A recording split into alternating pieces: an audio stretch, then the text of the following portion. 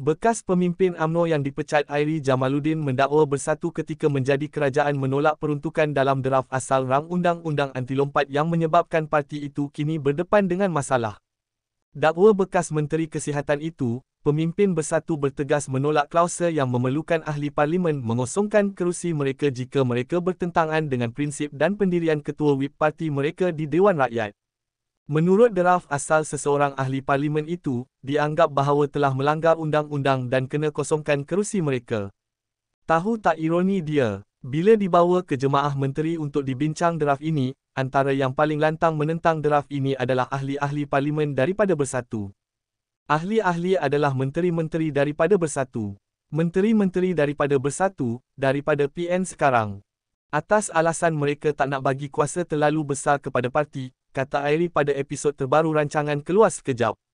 Airi berkata bekas menteri yang sama telah menjadi mangsa kepada draft rang undang-undang versi yang mereka diluluskan pada akhirnya, yang kini dilaksanakan dan dikuatkuasakan.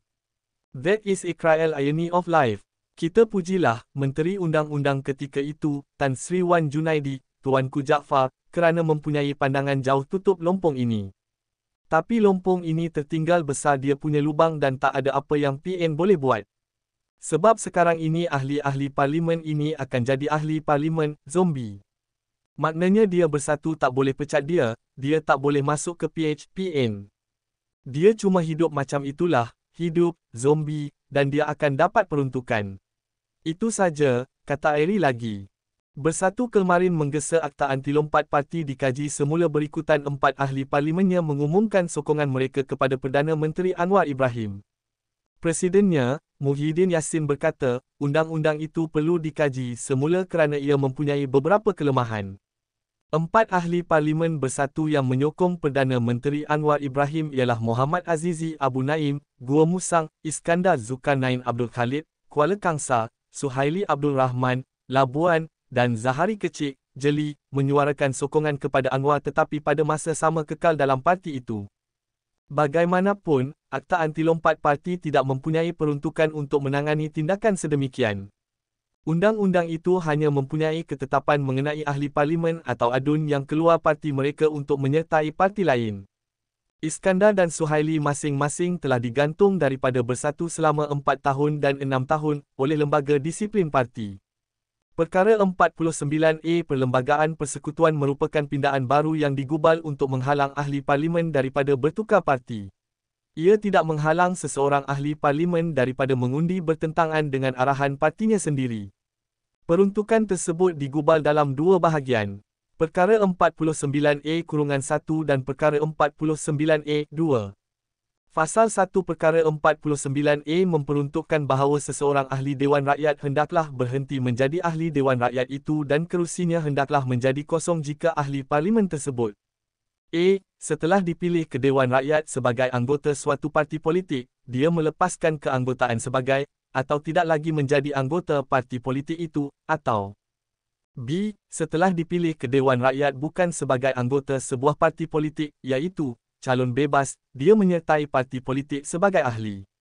Tiada PRK, kekal MP. Fasal 2 Perkara 49A pula menyatakan 3 pengecualian di mana keahlian seseorang ahli parlimen dalam Dewan Rakyat itu tidak terhenti hanya disebabkan oleh A. Pembubaran atau pembatalan pendaftaran parti politiknya. B. Pelepasan keanggotaan ahli parlimen itu daripada parti politiknya apabila dia dipilih sebagai yang di-Pertua Dewan. C. Pemecatannya daripada keanggotaan dalam parti politiknya.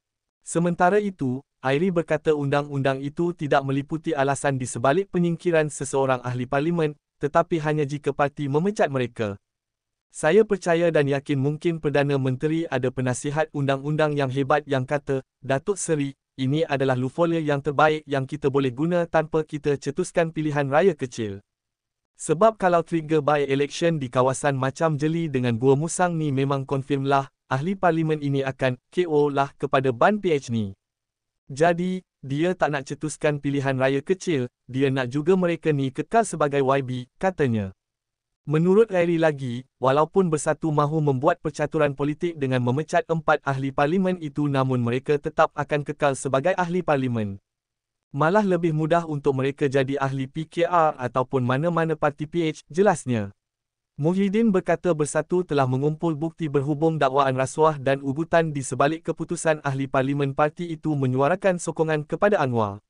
Sokongan 4 ahli parlimen Bersatu itu menjadikan seramai 150 ahli parlimen menyokong Anwar, lebih 3 kerusi yang diperlukan untuk menguasai majoriti 2/3 di Dewan Rakyat.